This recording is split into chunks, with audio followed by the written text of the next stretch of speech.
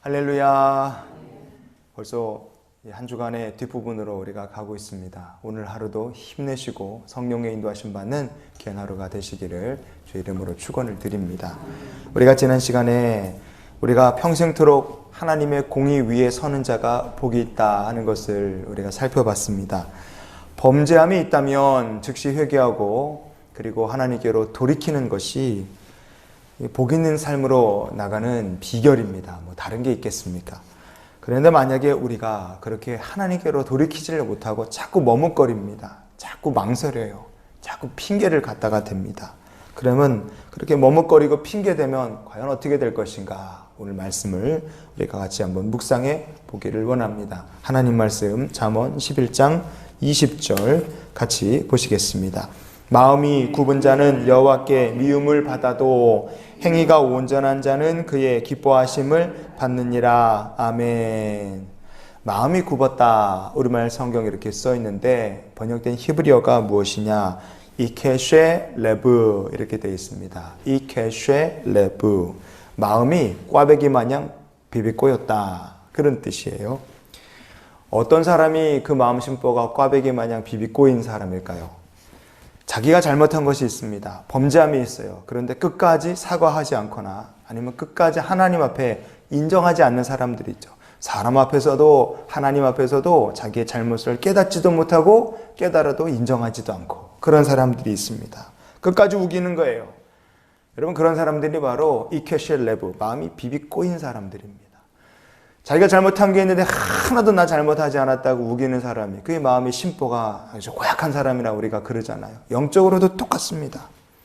사람은 인생사 세옹지마, 지금 내가 보기에 제일 좋고 제일 괜찮아 보여도, 그럴싸해 보여도 시간 지나면 이게 얼마든지 뒤집어질 수 있다 이겁니다. 혹시 오늘 말씀을 나누시는 분들 중에 완전히 인생 절망 중에 망했다 생각하신 분 계십니까? 여러분, 우리의 삶이 지금 망한 것 같아도 이 망한 것이 변하여서 얼마든지 나중에 간증거리가 되고 감사가 될 줄 믿으시기를 바라요. 하나님 등이 그렇게 하실 수 있으십니다. 그러나 마음이 뒤틀린 사람은 어떻게 됩니까? 이런 사람들은 잘못 인정하지 않습니다. 잘못을 인정하지 않으니까 뭐의 변화도 없어요. 행위의 변함도 없습니다. 그리고 결국엔 나중에 어떻게 되겠습니까? 하나님께서 그의 앞을 가로 막아버리시는 거예요. 사무엘하 22장 27절 같이 읽어보시겠습니다. 깨끗한 자에게는 주의 깨끗하심을 보이시며 사악한 자에게는 주의 거스르심을 보이시리다. 아멘. 끝까지 인정하지 않는 사람은 하나님께서 주의 거스르심을 보여주신다. 하나님께서 막으신다는 거예요. 안 되게 하나님께서 징조를 보이시면 막으시는 겁니다. 그러나 반대로 깨끗한 사람은 주의 깨끗하심을 보이신다 그랬어요.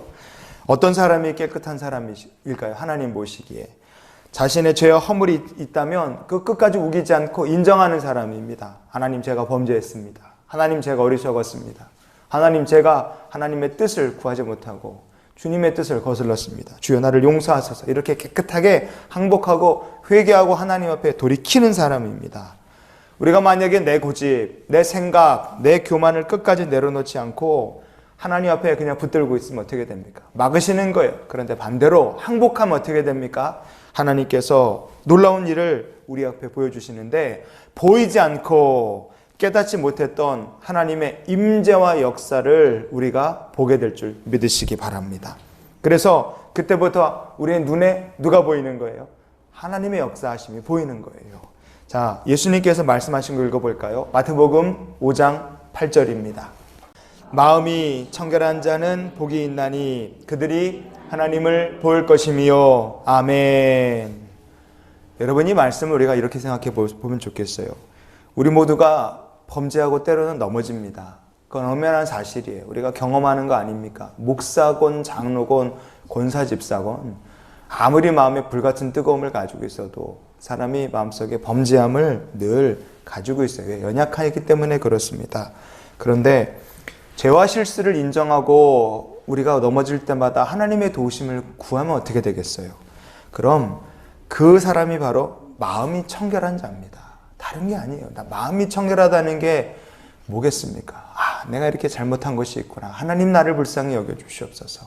하나님 내 죄를 용서해 주시고 다시 깨끗게 해 주시옵소서. 그렇게 구하는 자가 마음이 청결한 자입니다. 그러면 그 마음이 청결한 자 모든 교만과 고집 다 내려놓고 하나님 내가 졌습니다. 이렇게 완전히 항복한 사람에게 하나님께서 뭘 보여주시는 거예요? 그런 사람이 하나님을 볼 것이다. 주님께서 말씀하셨어요.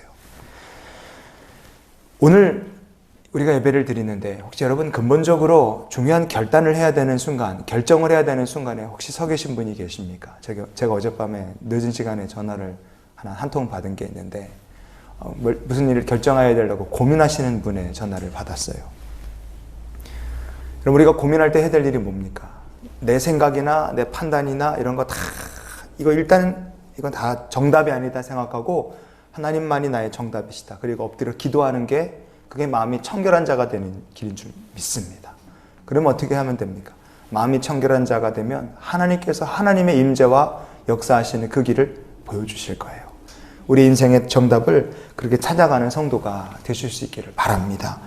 잠언 11장 20절 오늘 본문을 다시 읽어보실까요? 마음이 굽은 자는 여호와께 미움을 받아도 행위가 온전한 자는 그의 기뻐하심을 받느니라. 아멘. 자, 마음이 굽은 자는 그렇다 치고 그러면 우리가 해야 될 건 뭡니까? 행위가 온전한 자가 되어야 되는 거죠. 행위 온전한 자. 그의 기쁘심을 받는다 그랬습니다. 이 부분을 히브리어 보면 우레노 터밈의 다레크 이렇게 되어 있습니다. 우메모 우레노 터밈의 다레크. 여기서 이 다레크라는 말이 길, 여정이라는 뜻입니다. 뭐 여행을 가면 여행의 여정, 일정이 있죠. 우리가 인생 사는 길, 사람 걸어내는 길, 그런 거 뜻하는 말이 다레크라는 말입니다. 이 세상에 하나님 보시기에 행위가 온전한 사람이 있을까요? 한 사람도 없습니다.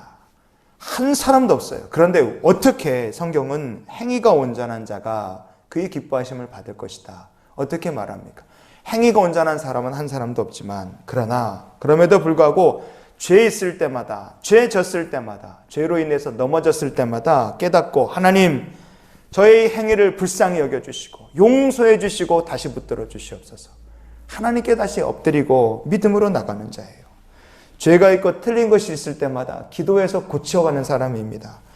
또 넘어질지언정 다시 나를 용서하실 하나님께 회개하고 다시 일어서는 자, 하나님의 이름을 붙들고 예수의 이름을 의지하여 나는 일어서리라 다시 일어나는 그 사람입니다. 그래서 끝까지 하나님의 공의 위에 서려고 애쓰고 수고하는 바로 그 사람이 하나님께서 주시는 은혜를 끝까지 받을 자인 줄 믿으시기 바랍니다. 이게 오늘 방금 읽었던 그 우레노 터밈의 다레크라는 말씀, 히브리어 이 문장에 담겨있는 의미로 우리가 받기를 원해요. 자, 오늘 말씀을 우리가 이렇게 한번 정리를 해봤으면 좋겠습니다. 신앙생활을 잘하는 법이 과연 무엇일까? 여기에 오늘 말씀에 근거해서 보면 넘어질 때마다 주님 손을 붙들고 다시 일어나는 사람, 바로 그 사람이 신앙생활 잘하는 사람인 줄 믿습니다. 마귀 유혹에 걸려 넘어졌다면 회개하고 삶을 하나님께로 돌이키는 그 사람, 바로 그렇게 사는 성도가 신앙생활 잘하는 성도인 줄 믿습니다. 누구든 신앙생활 정말 잘하고 싶습니다. 그래서 오늘 우리가 이렇게 기도하며 오늘 말씀을 마무리했으면 좋겠어요. 하나님, 제 인생 망가져 있다면 하나님께 다 맡깁니다. 고쳐주시옵소서. 이렇게 기도하시고 하나님께서 보시기에 늘 행위가 온전한 자가 되게 해 주시옵소서. 오늘 이 기도 제목 가지고 하루를 사는 저 여러분 되시기를 주의 이름으로 축원을 드립니다. 기도하시겠습니다.